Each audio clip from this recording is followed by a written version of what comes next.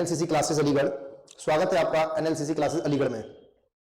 जैसा कि हम लास्ट क्लास में बात कर रहे थे सीपीसी के अमेंडमेंट्स की, उसमें हम ऑलमोस्ट 90% हम उसमें बात कर चुके थे। बाकी जो 10% है हम उसकी बात करेंगे। जैसा कि आप लोगों को मैंने बताया कल,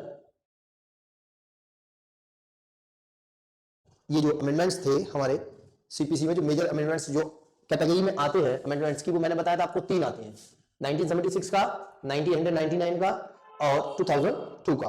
ये हम इसमें 1976 की हम बात कर चुके थे।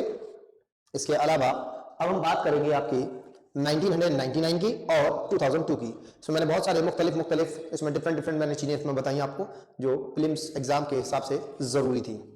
इससे पहले मैं अपना लेक्चर शुरू करूं, मैं आपको एक जानकारी दे दूं।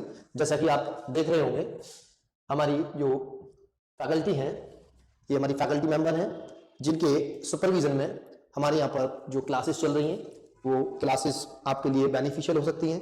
और अभी जैसा कि एनएलसीसी क्लासेस की तरफ से रिपब्लिक डे ऑफर चल रहा है, पूरे फ्लैट 26% फ्लैट चल रहा है। किसी भी कोर्स को अगर हमारे यहाँ से आप परचेज करते हैं या किसी भी कोर्स से जुड़ते हैं, जो पेड कोर्सेज हैं हमारे, उनमें आपको 26% पूरा आपको लेस किया जाएगा। फ्लैट जो भी फीस होगी उसका 26% आपको लेस कर दिया जाएगा।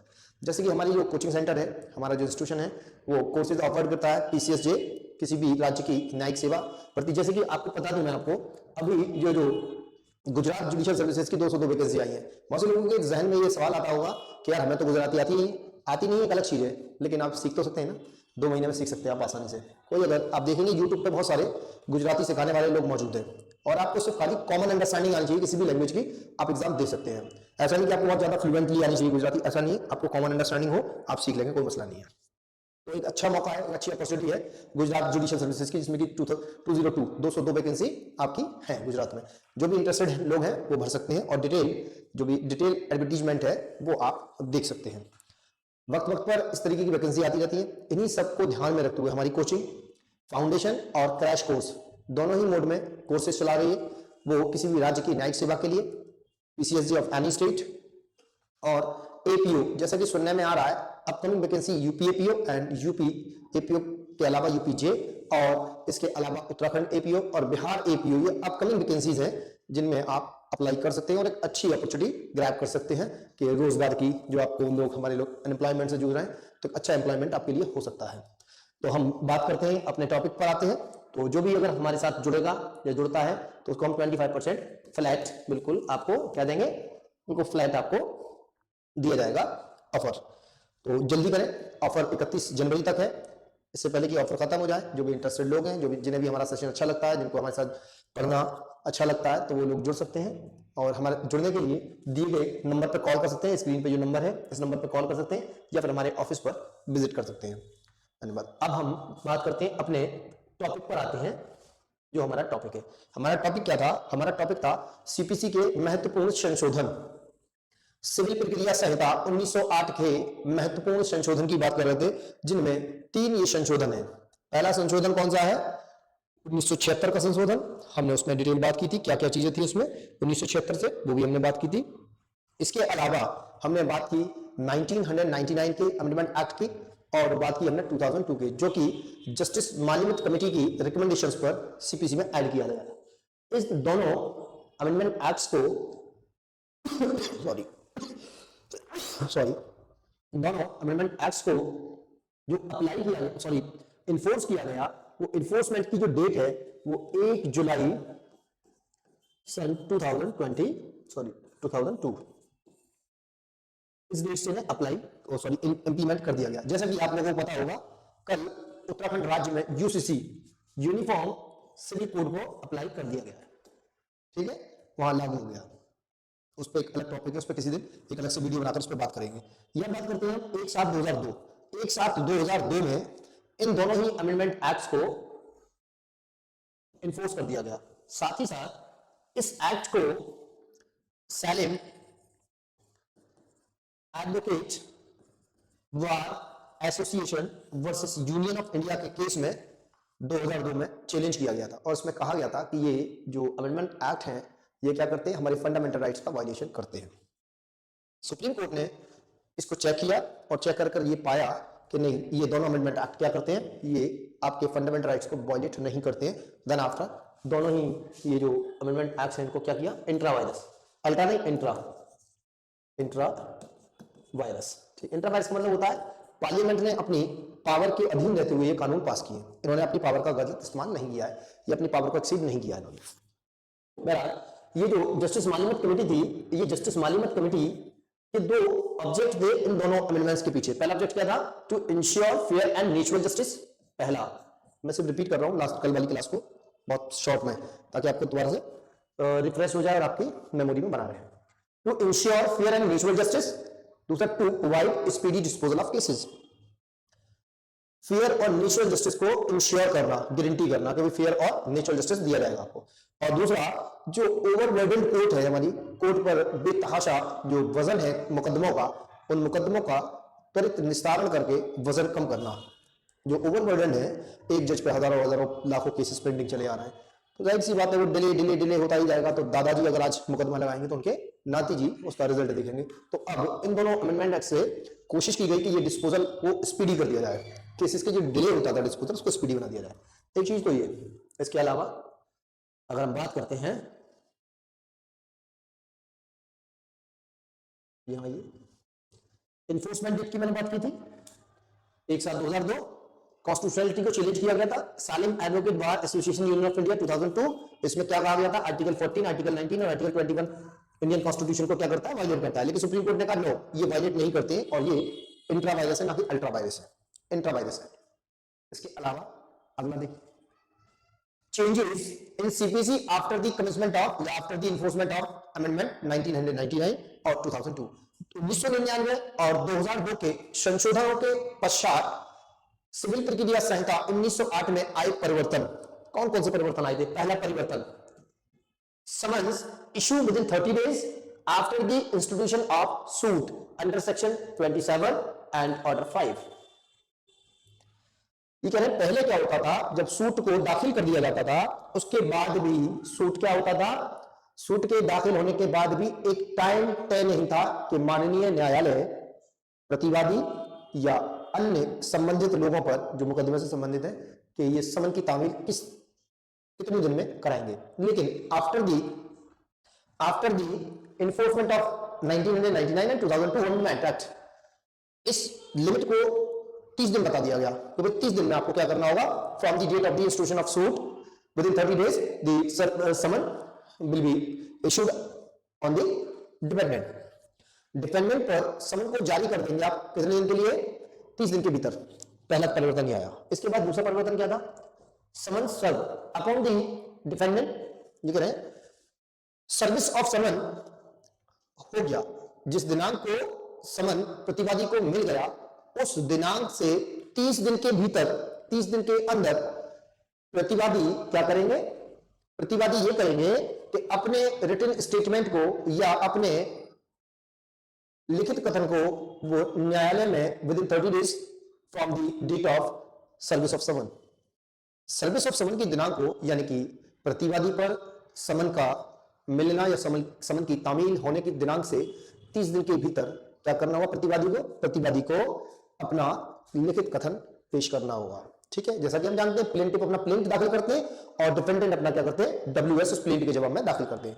दोनों के पास 30 दिन का समय होगा। कोर्ट के पास समन इशू करने का 30 दिन का समय होगा और प्रतिवादी के पास 30 दिन का समय होगा अपना लिखित कथन जारी करने या दाखिल करने के लिए। तीसरा परिवर्तन क्या हुआ, तीसरा परिवर्तन देखेंगे क्या कह रहे हैं, डिक्री क्या करना होगा, आपको जारी करनी होगी, डिक्री को पास करना होगा 15 डेज में। कब से, from the date of pronouncement of the judgement, जिस दिनांक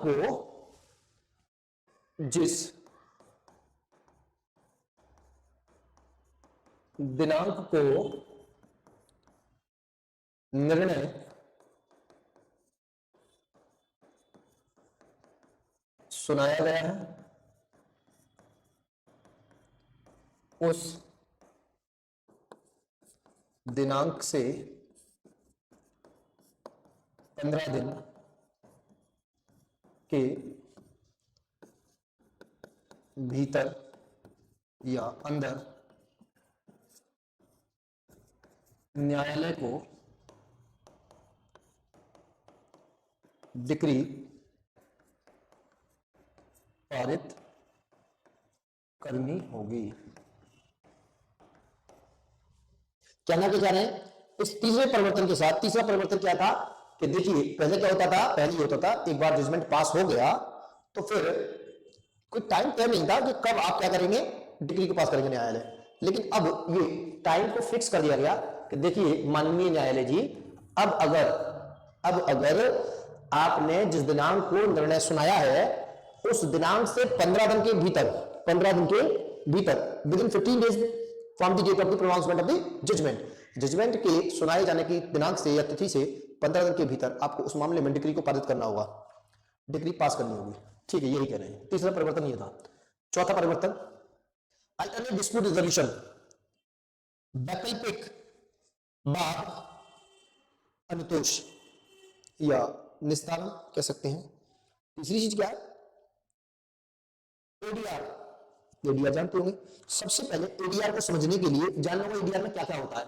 एडीआर में मीडिएशन होता है, आर्बिट्रेशन होता है, कंसिलिएशन होता है और लोक अदालत होता है। ये वैकल्पिक अनुतोष दिए गए, आपको ऑप्शन दे दिया गया है कोर्ट के अलावा कि भाई देखिए कोर्ट में तो आप आ ही सकते हैं लेकिन हम चाहते हैं स्पीडी डिस्पोजल हो, या स्पीडी डिस्पोजल हो जाएगा। कोर्ट में आप जाएंगे तो प्रॉपर मुकदमा होगा, फिर वो कहीं जाकर निर्णय दिया जाएगा, फिर उसमें डिक्री पास होगी, वो बहुत लंबा प्रोसेस है। लेकिन अगर आप एडीआर के माध्यम से अगर आप अपने मुकदमे का निस्तारण चाहते हैं, डिस्पोजल चाहते हैं, तो ये त्वरित प्रक्रिया है। जैसा कि हमने बताया, जस्टिस मालीमत ने क्या कहा था अपनी कमेटी की रिकमेंडेशन में? जस्टिस मालीमत की कमेटी ने ये कहा था कि एक ऑब्जेक्ट ये भी है हमारा to provide the speedy disposal of the cases. हम वादों के त्वरित निस्तारण को बढ़ावा देंगे।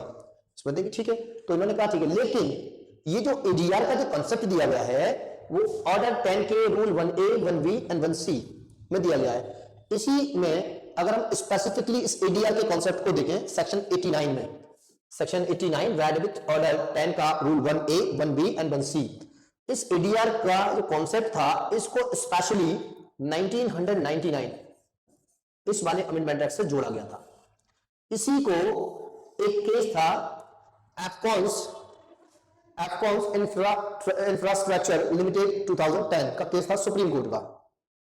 इस केस में प्रीलिम्स में सवाल आता है, ध्यान रखिएगा कि एडीआर की कॉन्स्टिट्यूशनलिटी को, संवैधानिकता को किस केस में चैलेंज किया गया था? Afcons infrastructure limited 2010 Supreme Court, इस केस में चैलेंज किया गया था। इस केस में क्या कहा गया था कि ये जो एडीआर का कॉन्सेप्ट है ये बाधित करता है, रिस्ट्रिक्शन लगाता है go to court and each and everyone individual has right to go to court. हर एक आम नागरिक को या हर एक आम जन को ये अधिकार है कि वो कोर्ट जा सकता है। किस लिए? For the redressal of the legal grievance. कोई विधिक पीड़ा है उसे, उस विधिक पीड़ा के निदान के लिए या उपचार के लिए वो कोर्ट जा सकता है। This right is inherent rights, this right is inherent right. ये एक कैसा राइट है? इनहेरेंट राइट है, अंतर्निहित अधिकार है, किसी ने दिया नहीं है आपको, ये आपको नेचुरली मिला है। भाई अगर आपके साथ कोई ज्यादती करता है तो क्या आप किसी कोर्ट से या किसी अथॉरिटी से परमिशन लेंगे कि साहब मैं आ सकता हूं आपके पास? नहीं आ सकता हूं शिकायत करने? नहीं, आपको किसी क्रिएचर ऑफ इंस्टीट्यूट नहीं है, ये इनहेरेंट राइट है, ये किसी कानून की देन नहीं है, ये राइट ये आपका इनहेरेंट राइट है। ये इसी एफकॉन इंफ्रास्ट्रक्चर लिमिटेड केस में कहा कि ये जो मेरा इनहेरेंट राइट है, ये जो मेरा नेचुरल राइट है जो मुझे मिला है गो टू कोर्ट जाने के लिए, उसको ये बाधित करता है। क्या कहता है कि मीडिएशन सेंटर चले जाओ, आर्बिट्रेशन के पास चले जाओ, कंसिलिएशन में चले जाओ और लोक अदालत में चले जाओ, यहां निपटा लो। ये कहते हैं इस केस को चैलेंज किया गया, इस केस में चैलेंज किया गया। लेकिन सुप्रीम कोर्ट ने कहा कि नहीं नहीं, ये एब्सोल्यूट बार नहीं करता है, ये एब्सोल्यूट रिस्ट्रिक्शन नहीं लगाता है, ये वैकल्पिक व्यवस्था है, ये ऑप्शन देती है आपको कि आप कोर्ट के साथ साथ यहां भी जा सकते हैं। कोर्ट भी जाइए, कोर्ट जाने से रोक नहीं रहे आपको, कोर्ट भी जा सकते हैं। यहां भी मान लीजिए मेरा मामला है, मैं कहां चला आया? लोक अदालत में आ गया मिसाल के तौर पर, और मैंने लोक अदालत के जरिए निपटाने की कोशिश की लेकिन मैं नहीं निपटा पाया, फेल हो गया, मैं यहां पर फेल हो गया। तो फेल हो गया, कोई दिक्कत नहीं, पापा कोर्ट में आ जाओ लौट के वापस, दिक्कत क्या है? रोक थोड़ी रहे हो भाई। आपने देखा होगा जो भी मैट्रिमोनियल केसेस होते हैं उसमें मीडिएशन कराते नहीं कराते? मीडिएशन होता है उनमें, तो मीडिएशन हमेशा के 100% सक्सेस होता है? नहीं, वो ज्यादातर फेल हो जाता है। 90% उसमें ऐसे मामले आते हैं तो फेल हो जाता है मीडिएशन। तो जब मीडिएशन फेल हो जाता है तो फिर दोबारा लौटे कहाँ आते हैं? कोर्ट में ही तो आते हैं। हाँ, तो इस केस को सुप्रीम कोर्ट ने कहा कि ये कहकर इसमें ये याचिका को खारिज कर दिया कि नहीं ये आपके इनहेरेंट राइट को वायलेट नहीं करता है, क्योंकि एब्सोल्यूट बार नहीं लगाता है आप पर। तो इस केस को ध्यान रखिएगा, एप्सकॉन इंफ्रास्ट्रक्चर लिमिटेड 2010। इसके बाद में अगला एडीआर मैंने बताई दिया आपको पूरा। इसके अलावा पांचवा जो था हमारा पॉइंट वो था रिस्ट्रिक्टिंग एडजॉर्नमेंट्स। रिस्ट्रिक्टिंग एडजॉर्नमेंट ये ऑर्डर 17 में बताया गया है। ऑर्डर 17 जब ऑर्डर 17 जब पढ़ेंगे आप तो उसमें एडजॉर्नमेंट्स की बात की गई है। एडजॉर्नमेंट समझते हैं ना, मतलब स्थगन, कार्यवाही को स्थगित कर देना, रोक देना, मुलतवी कर देना। उर्दू में बोलते हैं मुलतवी करना, और बेसिकली हिंदी में उसको स्थगित बोलते हैं या स्थगन बोलते हैं, और इंग्लिश में उसे एडजॉर्नमेंट बोलते हैं। तो प्लेंटिव एंड डिफेंडेंट, प्लेंटिव और डिफेंडेंट को जो मैक्सिमम चांसेस ऑफ एडजॉर्नमेंट कितने होंगे? 3। 3 बार से ज्यादा आपको एडजॉर्नमेंट नहीं दिया जाएगा। 3 बार से ज्यादा आपको एडजॉर्नमेंट नहीं दिया जाएगा। ठीक है, एडजॉर्नमेंट दे दिए, लेकिन एडजॉर्नमेंट ऐसा नहीं मिलेगा कोई एंजॉय करने की चीजें, जब मन आया तब आप कर लेंगे, जब मन आया तब नहीं करेंगे, ऐसा नहीं है। एडजॉर्नमेंट कोर्ट देता कब है? देता तब है circumstances are beyond the control of the party. ऐसी परिस्थितियां पैदा हो गई हैं कि आप उन परिस्थितियों को रोक नहीं सकते, लेकिन ध्यान रहे वो आपके कंट्रोल में ना हो। वो परिस्थितियां कैसी हो? आपके कंट्रोल में ना हो। अगर ऐसी परिस्थिति कोई है वजूद में, एग्जिस्ट करती है, तब आपको न्यायालय एडजॉर्नमेंट दे देगा। लेकिन ध्यान रहे ये जो सीमा लगाई गई है ये 3 बार आपको एडजॉर्नमेंट दिया जाएगा, मैक्सिमम 3 टाइम्स। ये सीमा इन दो संशोधन के आने से पहले नहीं थी, ये इसके बाद है। ये पहले कितनी ही बार दिया जा सकता था एडजॉर्नमेंट, अब कितनी बार मिलता है? अब सिर्फ और सिर्फ मैक्सिमम 3 बार मिलेगा। ध्यान रखिए एडजॉर्नमेंट का ग्राउंड क्या है? एडजॉर्नमेंट का ग्राउंड है circumstances are beyond the control of the party. ऐसी परिस्थितियां जो पक्षकारों के कंट्रोल के परे हैं। ठीक है, ऐसी परिस्थितियां जो पक्षकारों के कंट्रोल में नहीं है, वो उनको कंट्रोल नहीं करते, तब जाकर आपको दे। जैसे आप कहां गए, मान लीजिए आपके घर में कोई डेथ हो गई, आप नहीं आ सकते, जिस दिन तारीख दी उस दिन डेथ हो गई, तो कैसे आ जाएंगे आप? ये ऐसी परिस्थिति इसको आप अवॉइड नहीं कर पाएंगे, तो फिर आपको एडजॉर्नमेंट दे दिया जाएगा। ये हमने इतने आपको पूरे टोटल पढ़ाए थे चीजें। यहाँ पर थोड़ा सा हमने एक चीज और हमने बताई थी यहाँ पर आपको, ये एक एग्जांपल दिया था हमने, क्या इस बेसिस पर एडजॉर्नमेंट हो सकता है? एक सीनियर एडवोकेट है, सीनियर वकील साहब है हमारे, सीनियर वकील साहब क्या कह रहे हैं?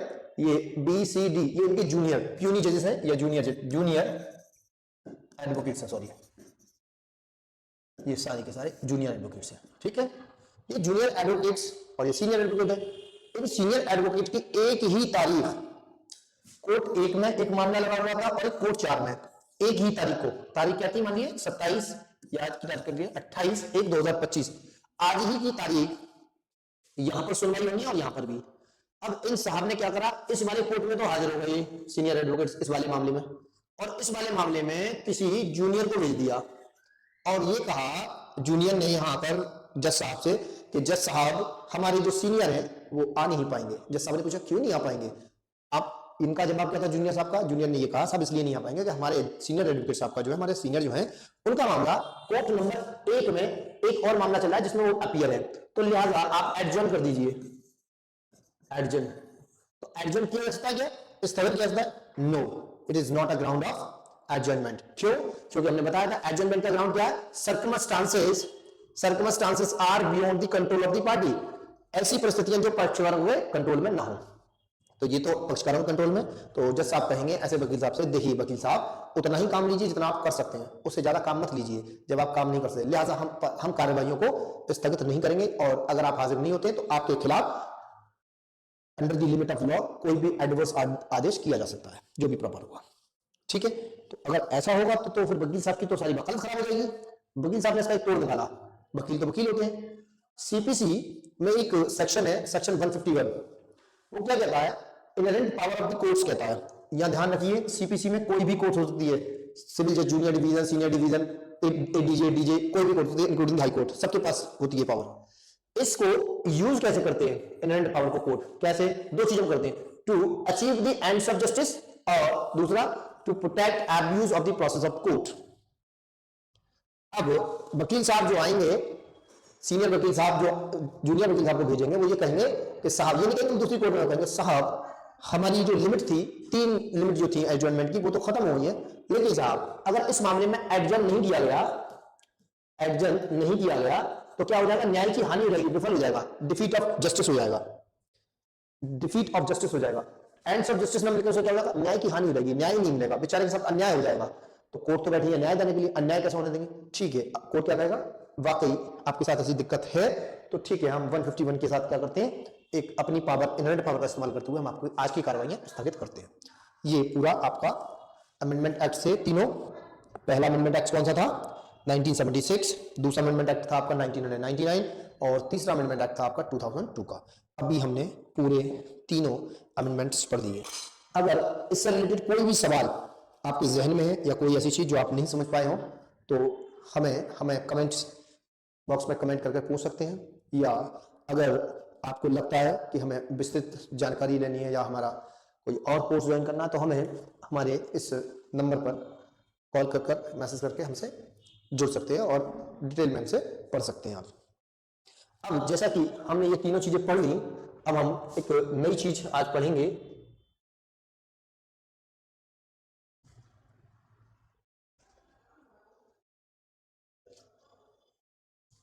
जैसा कि आपने आज हमारी देखी होगी, जो हमारा टॉपिक है वो टॉपिक है इंट्रोडक्शन एंड डेफिनेशंस। सीपीसी का इंट्रोडक्शन और डेफिनेशंस हम पढ़ेंगे आज। देखिए, इंट्रोडक्शन एंड डेफिनेशंस पढ़ेंगे। जैसा कि आपको मालूम है, मैं बता दूं आपको, इंट्रोडक्शन में आपको दे ही चुका हूं ओवरऑल, फिर भी थोड़ा सा हम पढ़ेंगे। सबसे पहले हम इस एक्ट की प्रीएम्बल पढ़ेंगे और उससे पहले कुछ चीजें जानेंगे, जैसे कि मैंने लास्ट टाइम भी आपको बताई थी कुछ चीजें, लेकिन अभी हम पढ़ेंगे इसे वन बाय वन। ये हमारा बेयर एक्ट है सीपीसी का, अगर आपके पास बेयर एक्ट हो तो बेयर एक्ट अपना खोल सकते हैं समझने के लिए ज्यादा।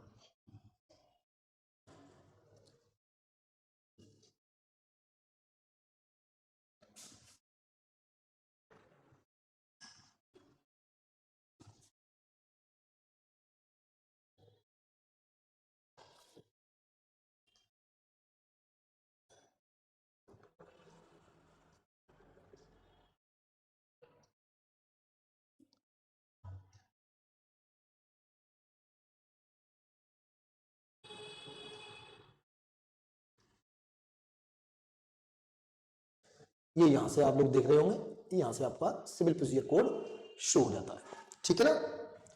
देखेंगे हमने जैसे बताया, इस एक्ट का हम ऑलमोस्ट इंट्रोडक्शन जान चुके हैं। हमने बताया था कि ये सिविल प्रोसीजर में कोड क्या होता है, सिविल प्रोसीजर क्या होता है, ये सारी चीजें हम डिस्कस कर चुके हैं लास्ट लेक्चर में। अब यह जो हमें पढ़ना है वो मेन चीज क्या पढ़नी है, इंट्रोडक्शन तो हम लगभग पढ़ ही चुके हैं, थोड़ा बहुत और इंट्रोड्यूस कराएंगे अभी हम, और बेसिकली हम इसकी डेफिनेशंस को पढ़ेंगे। देखिए यहाँ क्या है, the code of civil procedure 1908, act number 5 of 1908, ठीक है। इसके अलावा इसकी असेंट डेट क्या है, इसको असेंट कब मिली, असेंट डेट उस वक्त हुकूमत थी अंग्रेजों की, जैसा कि आपको पता होना चाहिए, ठीक है। तो गवर्नर जनरल की या वायसराय की असेंट कब मिली, 21 मार्च ऑफ 1808। इसका एक्ट नंबर ध्यान रखिए, एक्ट नंबर क्या है, एक्ट नंबर 5 ऑफ 1808। नाम क्या होगा इसका, the code of civil procedure 1908, ठीक है।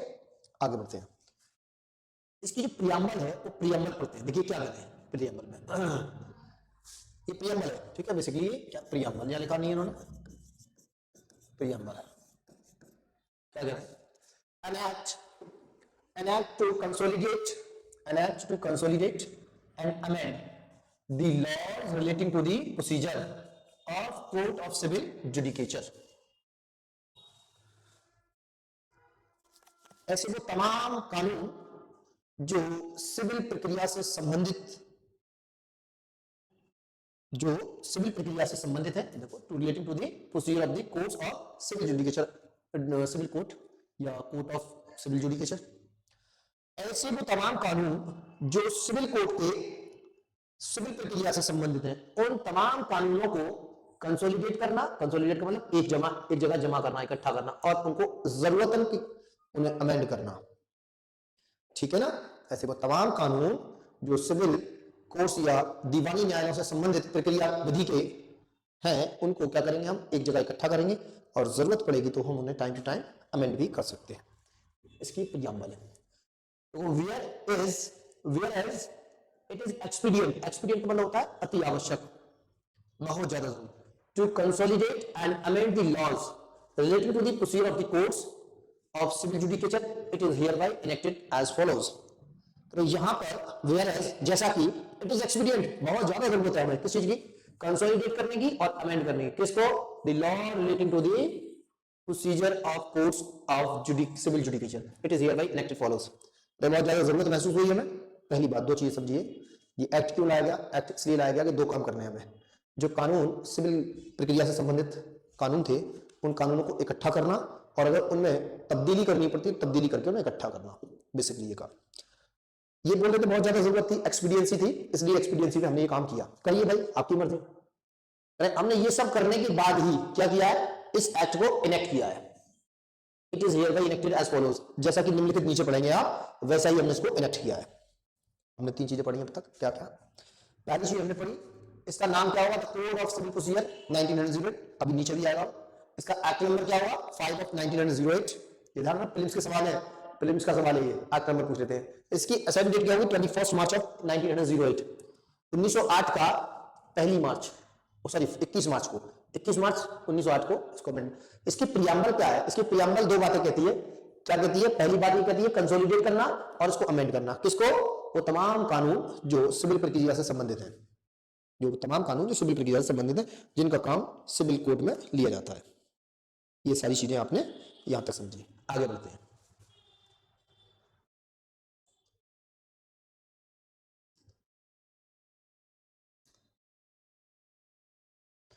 इसमें पहला चैप्टर आपका शुरू होता है, इसका नाम है प्रीलिमिनरी, प्रारंभिक। इसका मतलब क्या होता है,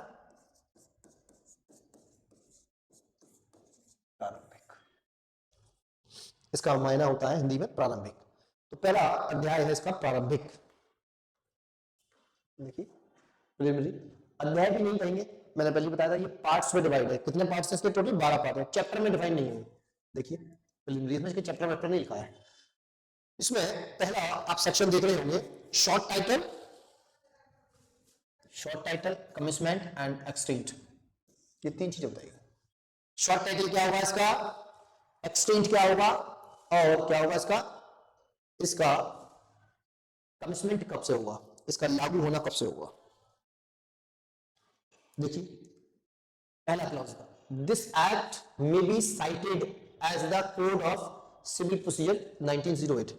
इस अधिनियम को दीवानी प्रक्रिया संहिता 1908 कहा जा सकेगा। साइटेड मतलब कहना। किस नाम से जाना जाएगा इसको, इसका शॉर्ट टाइटल क्या होगा, इसका शॉर्ट टाइटल होगा the code of civil procedure 1908। दूसरा, it shall come into force on the first day of January 1909। ध्यान दें, इसका एक्ट क्या है, एक्ट नंबर 5 ऑफ 1908। ये 1908 का एक्ट है, लेकिन इसे लागू कब किया गया है, 1 जनवरी 1909। और इसको असेंट कब मिली थी, 21 मार्च 1908। ये असेंट डेट है, ये की इन्फोर्समेंट डेट है। ये बता रहा है it shall come into force on first day of the January 1909। ये जनवरी के प्रथम दिवस 1909 को लागू हुआ। ये 1909 के जनवरी माह के प्रथम दिवस से लागू है। ये एक्ट जनवरी माह के प्रथम दिवस से वजूद में है, अपने लागू किया गया है। इसका एक्ट नंबर 5 है जो कि 1908 का है, और इसमें वायसराय ऑफ इंडिया की जो असेंट है वो 21 मार्च सन 1908 को मिली थी। इसका नाम क्या होगा, इसका नाम होगा this act may be cited as the code of civil procedure 1908। और इसकी अगर मैं बात करूं ये वजूद में कब से आया, तो इसके वजूद में आने की ये तारीख है 1 डे ऑफ जनवरी 1909। लेकिन इसको असेंट कब मिली, इसको असेंट मिली 21 मार्च 1908 को, और इसका एक्ट नंबर 5 है जो कि 1908 का है। यहां तक बात समझ में आई। हमने कितनी चीजें पढ़ी अब तक, एक तो असेंट डेट पढ़ी इसकी, दूसरा हमने क्या पढ़ा, इसका नाम पढ़ा, शॉर्ट टाइटल क्या होता है, नाम क्या होता है इसका, इसकी इन्फोर्समेंट डेट पढ़ी, इसकी असेंट डेट पढ़ी हमने, और क्या पढ़ा हमने, प्रीएम्बल ऑफ दिस एक्ट पढ़ा। आगे बढ़ते हैं।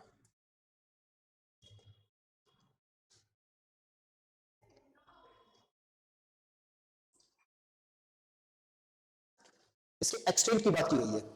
एक्सटेंट क्या होगा इसका, एक्सटेंट मतलब समझते हैं जमीनी क्षेत्राधिकार, ये जमीन के किस किस हिस्से पर ये लागू होगा, जमीन के किस किस हिस्से पर लागू होगा, जमीन के किस किस हिस्से पर लागू होगा। देखिए, it extends to whole of India except, एक सवाल यहां आता है, क्या जम्मू कश्मीर पर एप्लीकेबल है या नहीं, क्या ये एक्ट जम्मू कश्मीर पर एप्लीकेबल है या नहीं। आप कहिए नो, कहिए नहीं, रुक जाइए, अब तो यस कहिए भाई। क्यों, पहले होता था, पहले क्या होता था, ये लागू नहीं होता था, लेकिन after the Jammu Kashmir reorganisation act 2019, this act equally applicable in the state of Jammu Kashmir as other states। ये और राज्यों की भांति समान रूप से जम्मू कश्मीर पुनर्स्थापन अधिनियम 2019 के आने के पश्चात समान रूप से लागू होगा जम्मू कश्मीर में भी। तो मालूम ये होता है कि जम्मू कश्मीर में भी लागू होता है। तो कौन से एक्ट के आने के बाद में, the Jammu and Kashmir reorganisation act 2019, ये 2019 का एक्ट है, लेकिन इसकी इन्फोर्समेंट डेट हो सकता है आपसे क्या होगी, 31 अक्टूबर 2019। आपको पता होना चाहिए, जब से जम्मू कश्मीर पुनर्गठन अधिनियम या पुनर्स्थापना अधिनियम या जम्मू कश्मीर पुनर्गठन या पुनर्स्थापना अधिनियम 2019 की जो प्रवर्तन की तारीख है या प्रवर्तन की दिनांक है, वो आपकी 31 अक्टूबर 2019। और ये 31 अक्टूबर ही क्यों रखा गया, इसे 31 अक्टूबर इसलिए रखा गया क्योंकि सरदार वल्लभ भाई पटेल जो भारत के पहले गृह मंत्री और जिन्हें आयरन मैन ऑफ इंडिया कहा जाता है, जिन्हें लौह पुरुष कहा जाता है, उन्हीं के डेट ऑफ बर्थ है 31 अक्टूबर। इन्हीं के सम्मान में या इनको खिराज अकीदत पेश करने के लिए इस एक्ट को 31 अक्टूबर 2019 में एप्लीकेबल किया। और इसी एक्ट के आने के बाद बहुत से अधिनियम ऐसे हैं भारत के जो जम्मू कश्मीर में लागू नहीं होते थे, अब वो समान रूप से और राज्यों की तरह जम्मू कश्मीर की सीमाओं में भी लागू होते हैं। जैसे कि ये सीपीसी पहले नहीं होता था। देखिए, आपको ये छोटे छोटे स्टार्स दिख रहे होंगे ना, ये छोटे छोटे स्टार्स दिख रहे हैं ना, यहाँ जम्मू कश्मीर हुआ करता था, ठीक है ना, यहाँ जम्मू कश्मीर हुआ करता था। अब बात करते हैं यहाँ पे क्या, it extend to the whole of India, ये भारत के तमाम भू क्षेत्र पर लागू होता है, एक्सेप्ट, ए वाला तो पॉइंट हटा दिया उन्होंने, अब बी में क्या रहेगा, the state of Nagaland and the tribal areas. ये नागालैंड और ट्राइबल एरियाज पर लागू नहीं होता है। ये जो सिविल प्रक्रिया संहिता 1908 का अधिनियम है, जिसको हम कोड ऑफ सिविल प्रोसीजर कहते हैं 1908, इसका जो विस्तार है वो तमाम भारतीय भू क्षेत्र पर लागू होता है और साथ ही साथ अब जम्मू कश्मीर की सीमाओं पर भी लागू होता है। इसी के साथ में ये कहता है एक्सेप्ट, किनको छोड़ दीजिएगा, इसको छोड़ दीजिएगा, the state of Nagaland, Nagaland को छोड़ दो और ट्राइबल एरियाज को छोड़ दो, इन पर लागू नहीं होता है। तो देखिए, provided that the state government concerned may by notification in the official gazette extend the provision of this code or any of them to the whole or part of the state of Nagaland and such tribal areas as the case may be with such supplemental incidental consequential। ये ध्यान रखिएगा, ये prelims में सवाल आता है, supplemental incidental और consequential modification as may be specified in the notification। देखो भैया, ये जो पूरी किताब है ना, ये वाली किताब, ये जो किताब है ना, ये जो किताब है, इसको सीपीसी कहेंगे। देखो भैया, ये किताब पूरे भारत पर लागू होगी, पूरे भारत पर, बट नागालैंड छोड़ देना और ट्राइबल एरियाज छोड़ देना, चलो छोड़ दिए। लेकिन हमने ये एनेबलिंग प्रोविजन है, इसको क्या बोलते हैं, एनेबलिंग प्रोविजन बोलते हैं।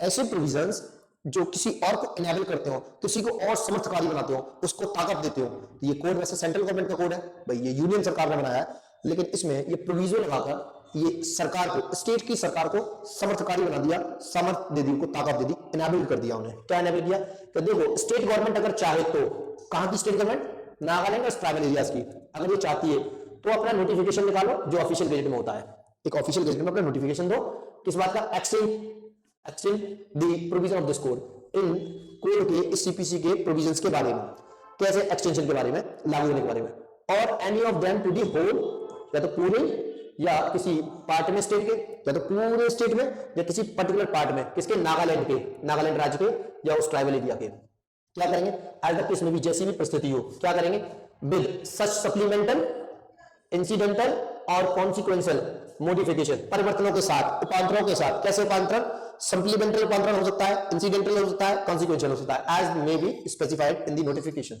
कुल मिलाकर इतना है, जो स्टेट की सरकार होगी, राज्य की सरकार होगी, वो अगर चाहती है कि ये सीपीसी लागू हो तो हम उसको ताकत दे दी। किसने, सेंट्रल की पार्लियामेंट ने। सेंट्रल की पार्लियामेंट ने स्टेट के पार्लियामेंट गेंद डाल दी कि आप चाहते हैं सीपीसी लागू हो तो आप तय करिए, पूरे प्रदेश में लागू कराना चाहते हैं अपने, या पूरे ट्राइबल एरिया में लागू कराना चाहते हैं, या उसके किसी एक पर्टिकुलर पार्ट में, ये आप तय करेंगे। तो आप तय कर लीजिए, या फिर आप चाहते हैं कि देखिए भी हम सीपीसी लागू तो कर सकते हैं लेकिन हम उसको कुछ चेंज करना चाहते हैं। कैसा चेंज करेंगे, आप पूरी की पूरी सीपीसी नहीं बदल सकते, उसमें सप्लीमेंटल चेंज कर लीजिए, उसमें इंसिडेंटल चेंज कर लीजिए, उसमें कोई और कॉन्सिक्वेंशियल चेंज कर लीजिए, पूरी पूरी सीपीसी मत बदलिएगा। और इस तरह का आप एक नोटिफिकेशन निकालिए, उस नोटिफिकेशन के जरिए क्या करेंगे, आप अपने प्रदेश में पूरे या उसके किसी हिस्से में, अपने पूरे ट्राइबल एरियाज में या किसी उसके पर्टिकुलर हिस्से में लागू कर सकते हैं। अन्यथा की जनरल कंडीशन देखें तो जनरली ये सीपीसी नागालैंड और ट्राइबल एरियाज पे लागू नहीं होती है।